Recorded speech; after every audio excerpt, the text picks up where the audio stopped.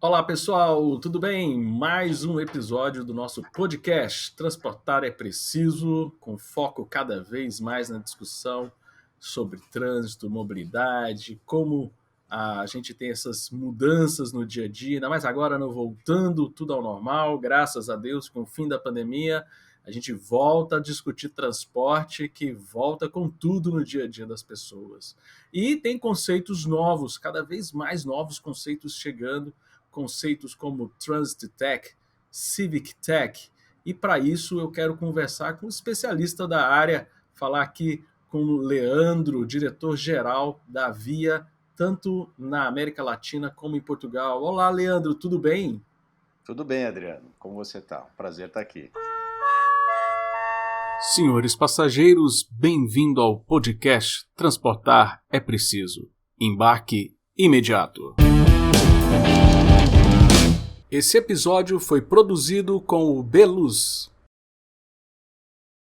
Opa, o prazer é todo nosso. A Via é uma grande empresa que está trazendo muita tecnologia. Não vou atravessar aqui não, deixa você falar qual que é o negócio da Via, qual que é o modelo de negócio, como vocês chegaram no Brasil. Conta essa história aí pra gente.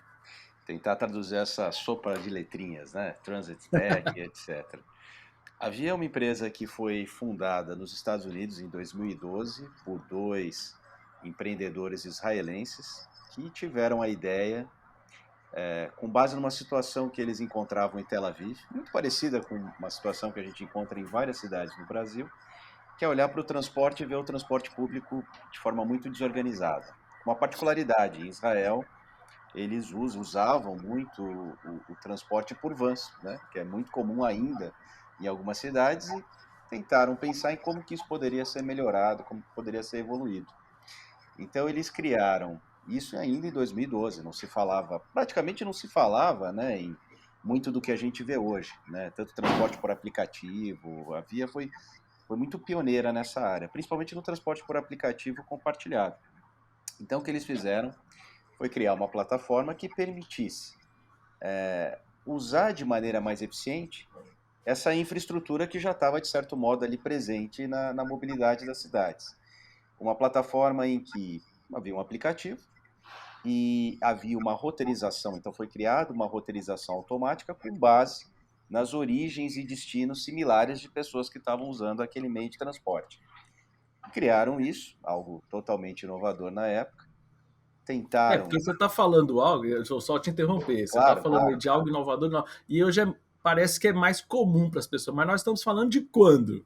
a gente está falando de quase 10 anos atrás, Pois é, 10 anos atrás a Via estava desbravando esse mundo aí da sem dúvida. informação, né? E aí o que eu acho interessante na história da origem da Via é que eles criaram essa plataforma tecnológica e pensaram, bom, agora a gente vai vender essa tecnologia para os operadores, para as cidades, para as agências de transporte. E ninguém quis comprar. A ideia estava muito à frente do tempo. Eles não tiveram outra alternativa, falaram, bom, então vamos nós mesmos operar.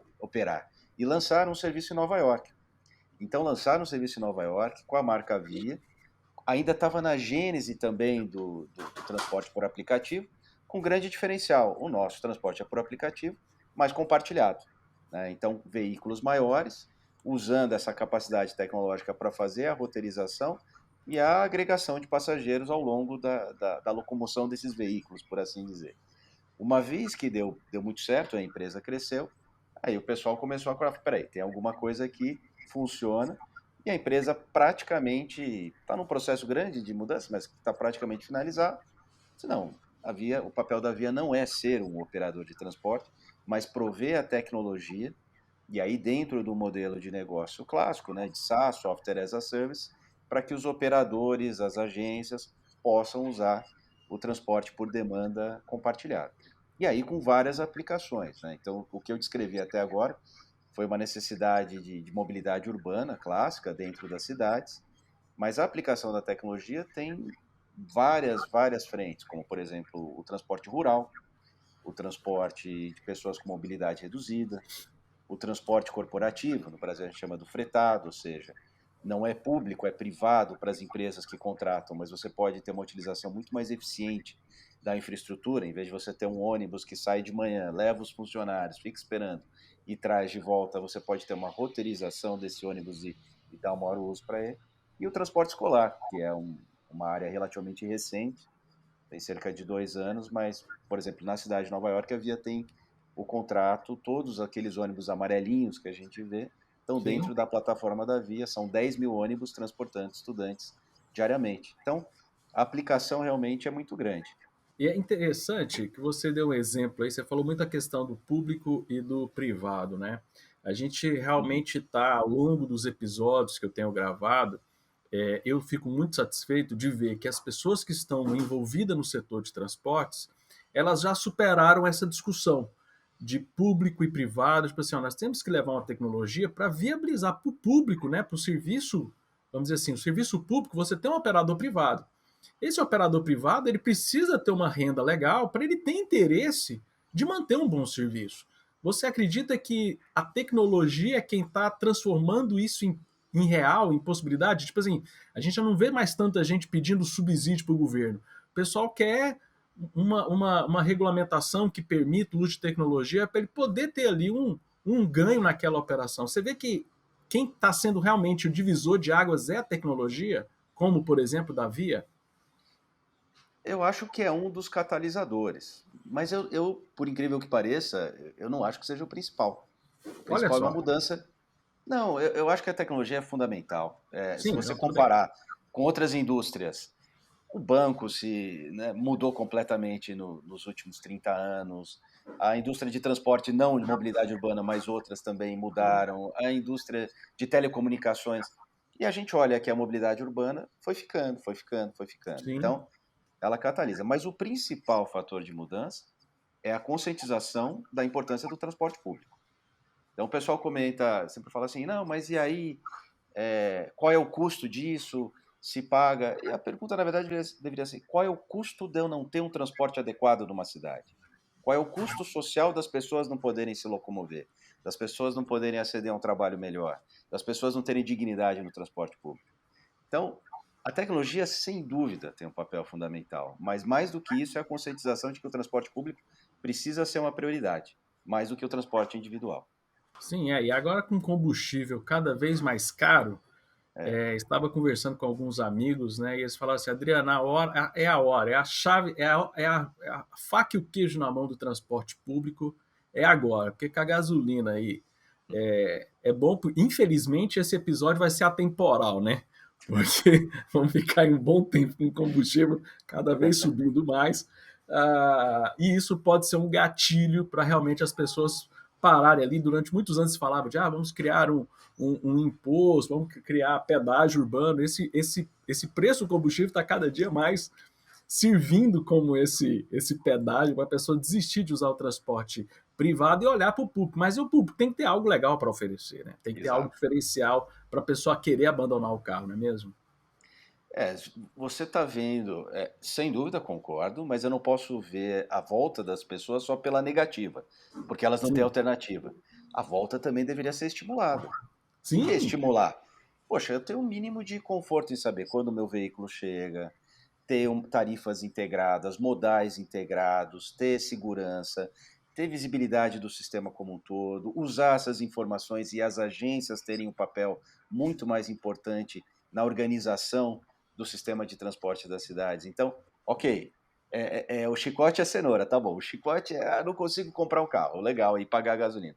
Mas eu também tenho que ter atrativos, porque a gente está tendo uma evolução das pessoas que estão usando o ônibus. Eu vejo isso, a gente começou brincando aqui de 10 anos atrás. Hoje as pessoas já convivem com outros modais, modais que privilegiam o transporte individual, que oferecem um conjunto de amenidades, de confortos que o público está tendo dificuldade de acompanhar.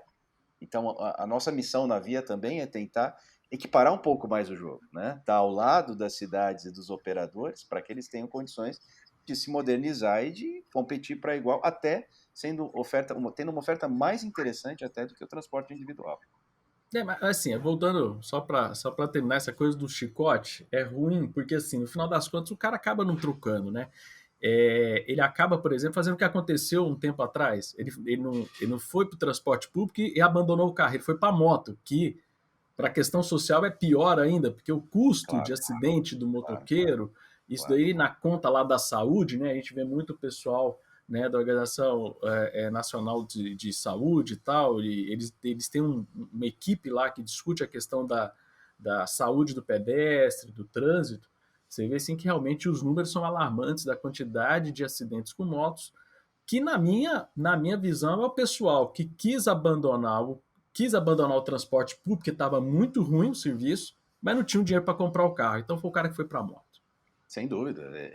E o ruim, o serviço desde o ponto de vista de custo, que economicamente às vezes não faz sentido para a pessoa, como de acesso, né?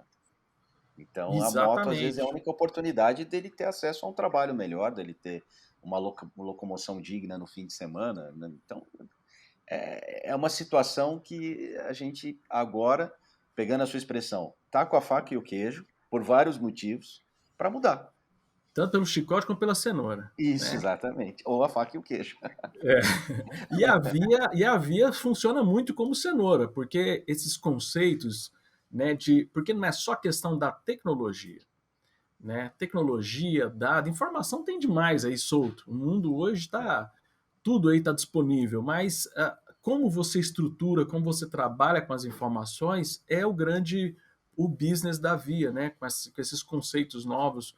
Você podia explicar um pouco para a gente esses conceitos de Transit Tech, Civic claro. Tech? Dá uma explicada aí para o nosso ouvinte. Quando a gente fala aqui, e você perguntou, né, sobre o modelo, como é que a gente trabalha, a parte da tecnologia é uma parte. A outra parte é ajudar os operadores a criar um novo negócio. E entra exatamente o que você disse. Então, quando a gente começa um projeto novo, não é só licenciar a tecnologia, é ajudar a desenvolver uma marca, uma abordagem ao mercado, a precificação, o marketing, todos os fatores operacionais, como é que eu sou, todos os dias eu tenho oportunidade de melhoria e trabalhar de maneira mais eficiente, e aí sim usando os dados da operação, que são inúmeros, então tem que ter aqui uma certa experiência não só na tecnologia, como no modelo de negócios e como eu uso essas informações para constantemente melhorar esse modelo de negócio. Somos uma Transit Tech, ou seja, o que é uma Transit Tech? As startups aí vão criando, né, vão surgindo os novos nomes. Então existem inúmeras empresas que nos últimos anos, empresas de tecnologia que se dedicaram ao setor de transportes.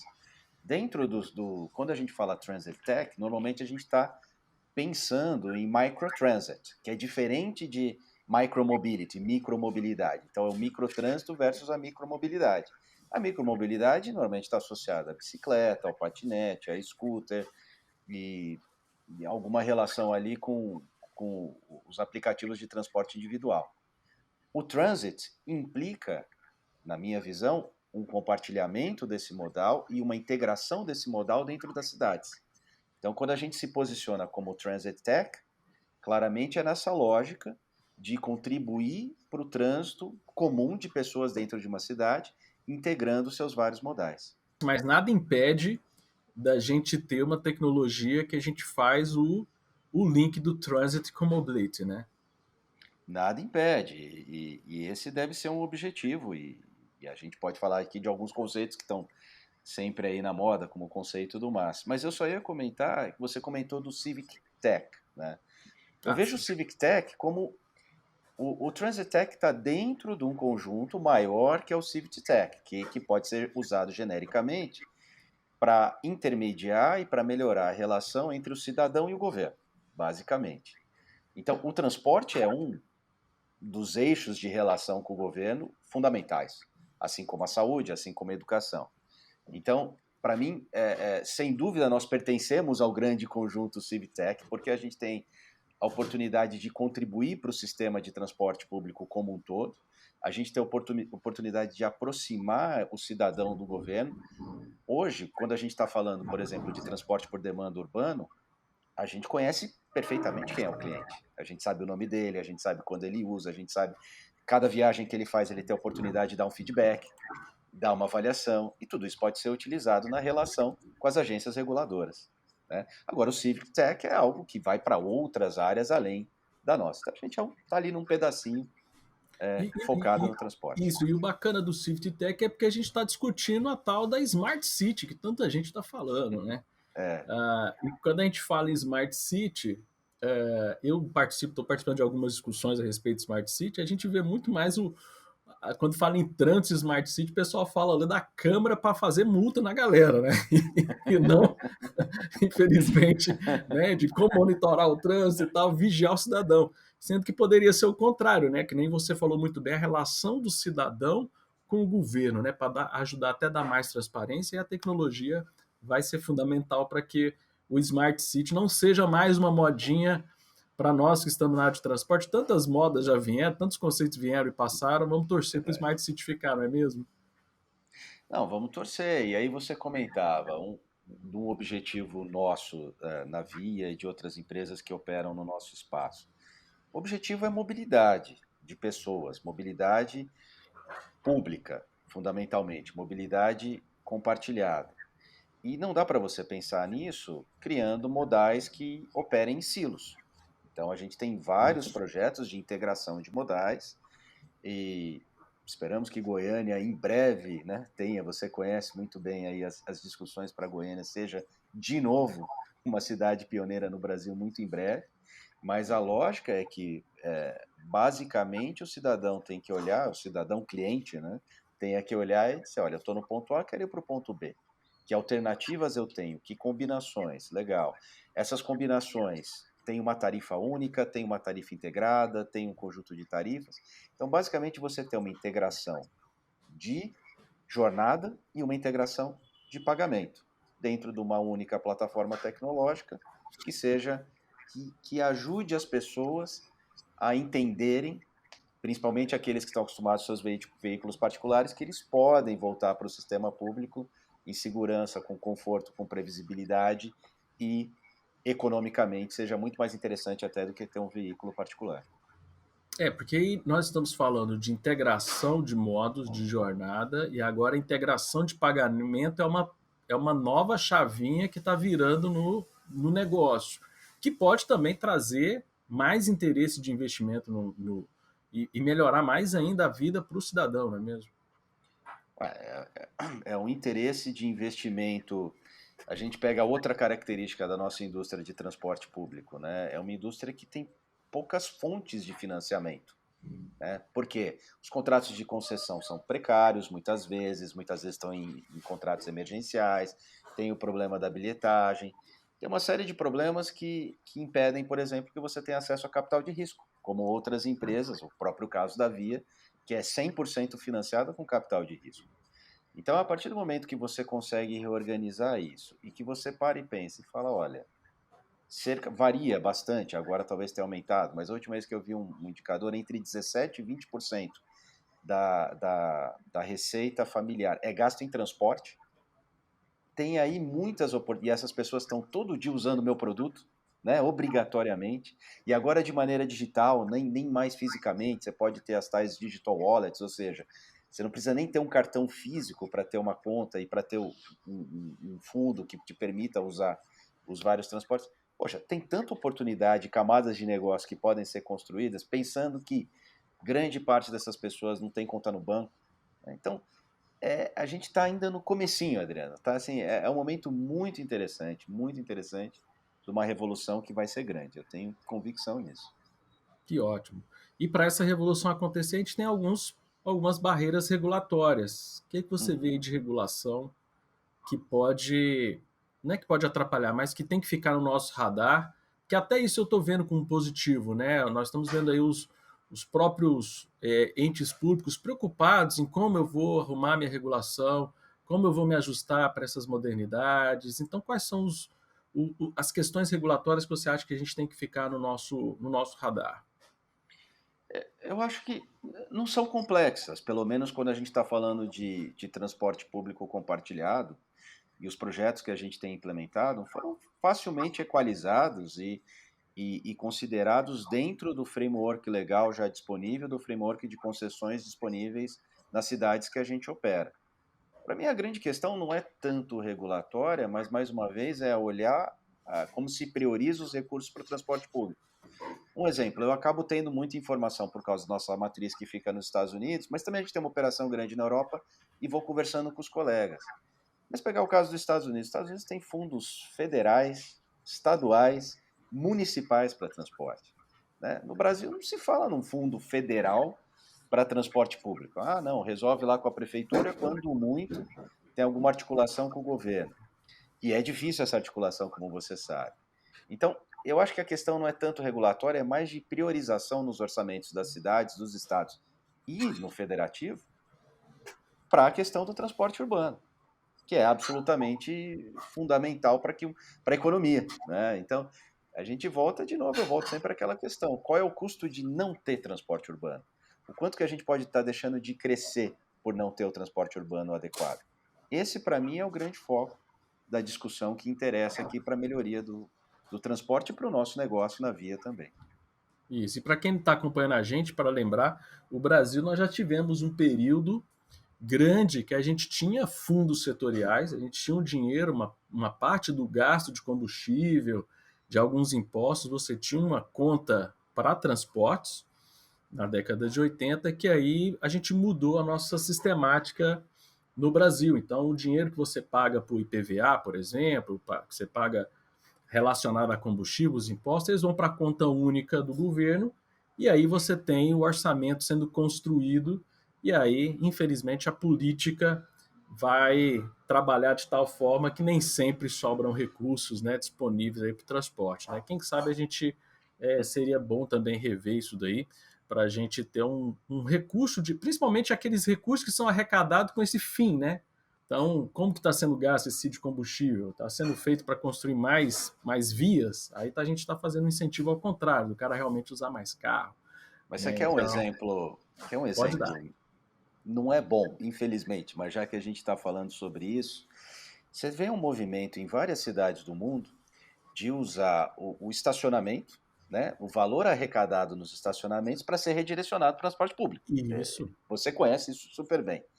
A gente em São Paulo fez um movimento ao contrário.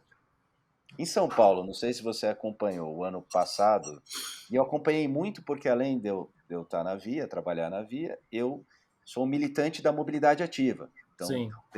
a gente tem uma ONG chamada Cidade a Pé, que acompanha muito e tenta priorizar o transporte a pé mesmo. Tudo começa com o transporte a pé, né? E a Claro. gente acompanhou muito esse caso, eu lembro até deu alguma repercussão, porque você pegou as vagas de Zona Azul, a gente chama de Zona Azul aqui em São Paulo, e privatizou. Até aí, ótimo. Eu sou um cara que eu acho que ninguém está falando aqui de comunismo, pelo contrário, eu sou o cara da iniciativa privada. Eu acho que a iniciativa privada tem até condições melhores de tratar de vários temas. Mas quando você privatiza, faz uma concessão para uma empresa privada que fez uma outorga, que adiantou um processo totalmente transparente. Mas por que isso está na contramão? Porque esse dinheiro, esse recurso que vai ser arrecadado com estacionamento, não vai ser usado no transporte público. Não foram essas premissas do que foi definido aqui nesse processo licitatório. Enquanto você vê cidades no mundo inteiro dizendo, não, peraí, ou o espaço é público de estacionamento de carro na rua e tem que usar pelo público, não uma pessoa deixar o carro dela parado o dia inteiro e não pagar nada, ou se eu vou cobrar por isso, que seja revertido pelo transporte coletivo, não priorizar. Então, é esse tipo de discussão que eu pelo menos estou mais otimista, né? Completo 3 anos trabalhando agora na Via, percebo que já mudou bastante, já evoluiu bastante, a pandemia foi importante para as reflexões, mas ainda tem um caminho para ir, principalmente se você comparar com Europa e Estados Unidos. Porque lá, Europa e Estados Unidos, eles fazem a conta, né? De quanto que tem que ser o valor da área azul para o cara não querer ir de carro para o centro. Então é muito mais Exato, o exato. cálculo, né, de realmente custo-benefício para eu querer deixar meu carro, e aquela grana, vários locais do mundo, aquela grana já cai num caixinha.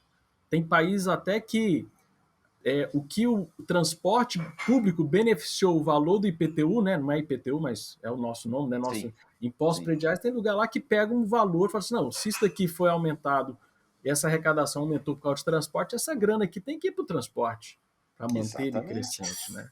Então não é uma questão de subsídio, né? Que nem você falou, que não é a briga do comunismo com o capitalismo. Não, é a gente dar inteligência para o dinheiro, né? Exato. Agora, você quer um exemplo legal? Quando eu moro pertinho da Avenida Paulista, então acompanhei toda a discussão da Paulista, não, vão fechar a Paulista nos domingos, tal, que todo domingo. Hoje o pessoal já não fala fechar a Paulista, fala abrir a Paulista para os pedestres. e quase ninguém mais reclama. Eu lembro que tinha associação aqui, não quero, não quero. Hoje as pessoas começam a ter uma conscientização de cidade, de espaço para o cidadão. E o transporte público é fundamental. Então, essa mudança que vai ser o clique, eu acho que não está distante para os nossos governantes, nossos empresários, a comunidade como um todo. Olha, peraí, uma faixa adicional de ônibus não é uma coisa ruim, é uma coisa boa.